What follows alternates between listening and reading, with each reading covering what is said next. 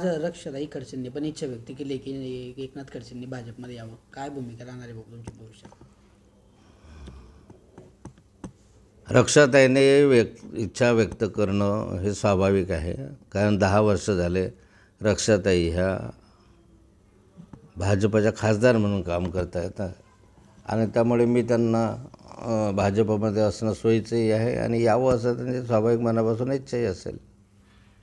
पण तुम्ही ठाम आहेत का बरं राष्ट्रवादीमध्येच राहणार त्याच्यावर ठाम आहे? मी अनेक वेळा सांगितलेलं आहे की राष्ट्रवादी काँग्रेसमध्येच मी आमदार म्हणून आहे. आणि शरद पवार साहेबांचं नेतृत्व मी मान्य केलेलं आहे आणि त्यामुळे राष्ट्रवादी काँग्रेसमध्येच मी राहणार आहे. रक्षाताईंनी म्हटलंय की भाजपचे जे वरिष्ठ नेते ते निर्णय घेतील, तर तुमचं कुठे नेत्यांशी काही बोलणं झालंय का किंवा त्यांच्याकडून काही? कोणत्याही भाजपच्या वरिष्ठ नेत्यांशी माझी अजून चर्चा झालेली नाही.